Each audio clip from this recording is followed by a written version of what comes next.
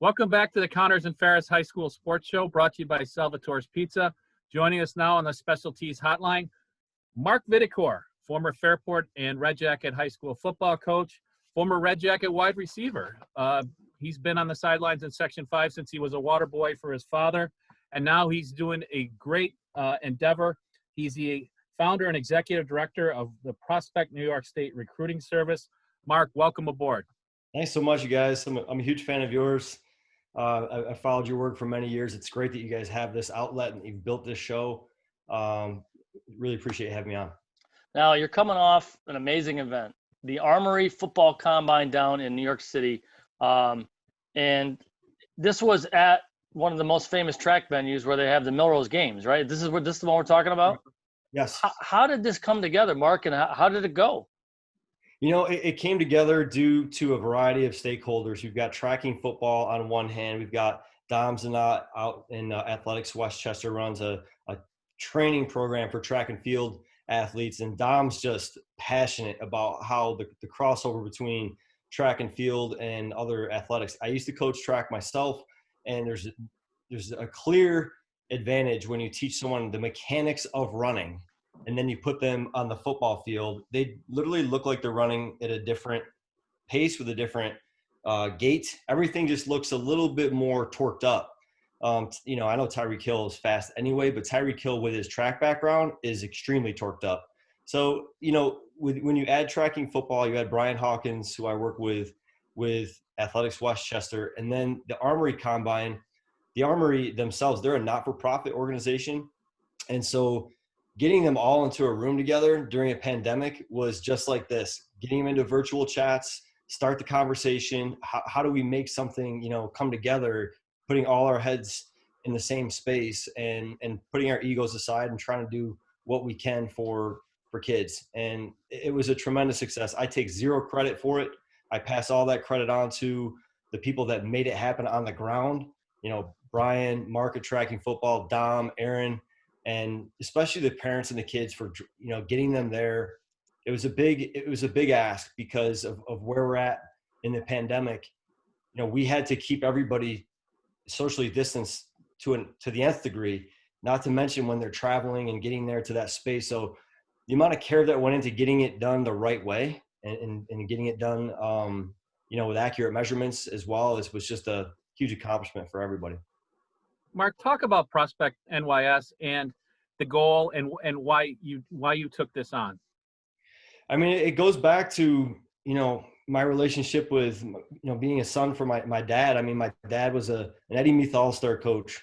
And if you put yourself into the headspace of a high school athlete, at that point, I was a middle school kid. I mean, I was probably in sixth grade or something my first time at one of those games. But, you know, you're just rooting for your hometown. That's it. Everybody else, you hate them, right? Well, all of a sudden, my dad gets the job, and he's an Eddie Meath coach, and I'm in this locker room with players I'd never seen before, from schools I'd never been to, city, rural, suburban, wherever, and they all treated me like gold. You know, they took me in, and I'll never forget it. And it changed how I viewed football in general, high school football in New York, and I thought, you know, this guy looks like he could play for Notre Dame. This guy looks like he could play for that. And I remember even at that age asking, hey, where are these guys going? Some of them weren't even going to play college football. And, you know, I was so curious about how things happened in other parts of the country compared to how they happen here. Just from a pure data perspective, how do college coaches find athletes here? And so the birth of it was then, and then in conversation with Mickey Fine from Harvard University. He was recruiting Onami Kensington, who's at Cornell. He's at Cornell University currently. Mickey Fine was in my office and explained to me his method for, you know, driving into New York. You got to remember, there's 600 high schools in New York that have football, and they're just driving in and they're pulling up to one school or two schools in Rochester. Usually it's a AA school coach. Then they're going to a school in Albany and Syracuse to ask a couple of guys questions. Hey, do you know anybody I should be talking to?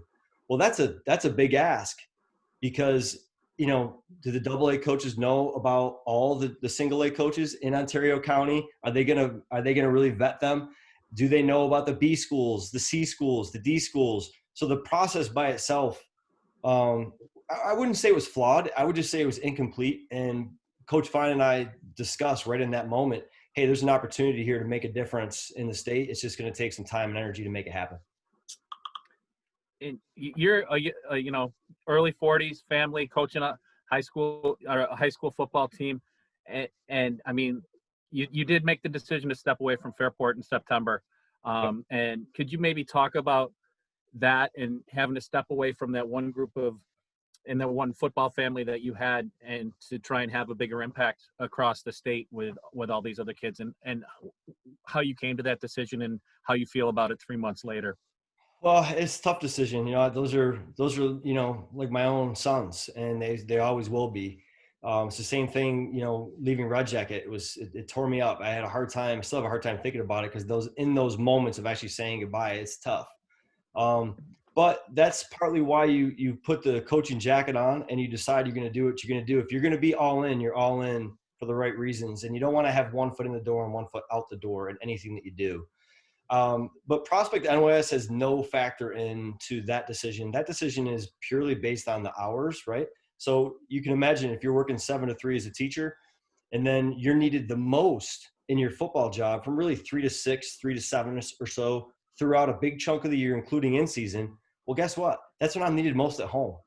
Whereas running a scouting service and doing what I do now, I can get my kids to sleep and I can work on it at night, pick away at the hours, make my own time, and it's not taxing my family and not taxing me personally. And so those are two separate things, but I would say they all factor into how do you have a quality life at home and a quality life professionally, where one of them doesn't wrestle away the quality of the other, Miyagi, balance, Daniel-son, balance. We're talking with Marc Vitticore about Prospect New York State and the great combine.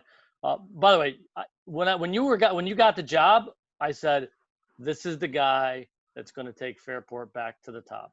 So I want you to, I honestly, and who knows, maybe one day I've seen guys get out of it, their kids get a little older, they get back into it. So people's life situations. Well, I think a lot of credit goes to coaches, and it really shouldn't. I think a lot of the fire and the fuel that comes from a program comes from the athletes that are in it, and there's a group right now of kids that are there, and I really hope to have a season in the spring. They're phenomenal. I mean, they've put so much time into it and so much energy into it that the coach's job is to steer them into, some space where they can be successful. But I think they're going to be very successful with Coach Wayne and his new staff that he's building.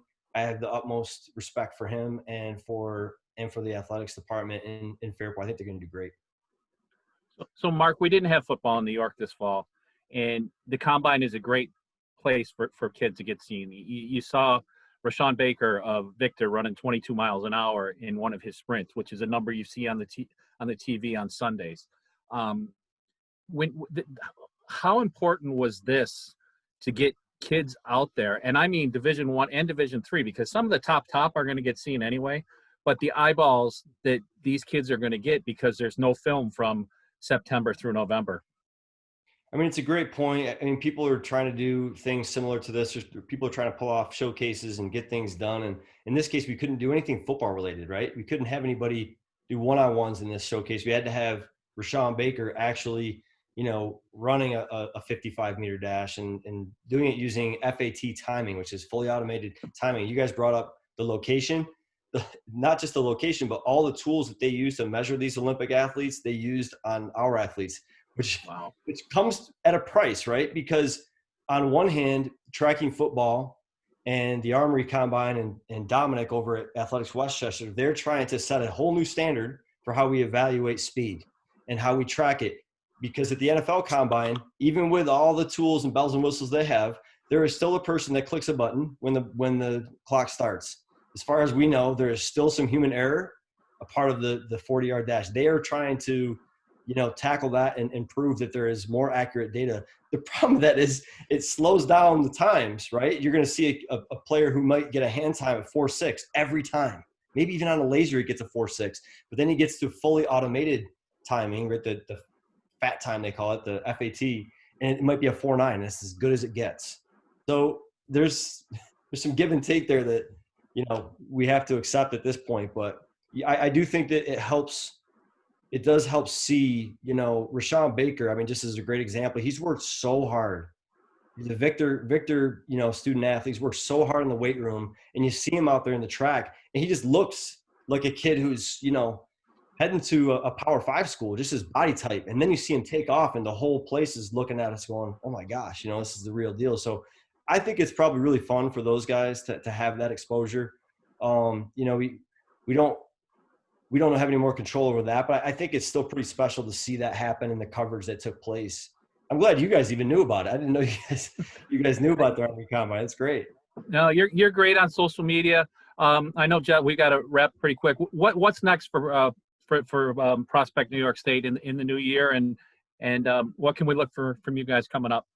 Yeah, our process is the same. I mean, we try to make good connections with head coaches and good connections with prospects, and try to see what can we do to help them, and we just continue to grow that. And if we can continue to do it, and we feel like and the coaches in the area and the state are happy with how we're doing what we're doing, we have some technology that we've built over the last couple of years in software in a small startup that will help us a lot, that we're finally able to start testing with some guys. We had, Harvard, Albany, and St. John Fisher, and a bunch of different scouting academy. We had a bunch of guys we got a chance to show it to, which was sweet.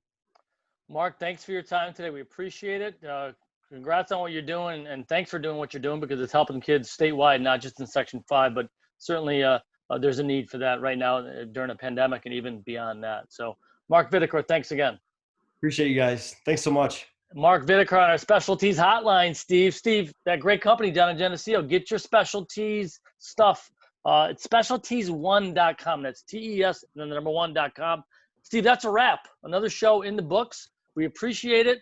We appreciate you watching. We appreciate you listening. And we'll be bringing you more interviews as we continue. I know Steve, we are going to take some time off during the holiday. But thanks for doing what you do, Steve Bradley.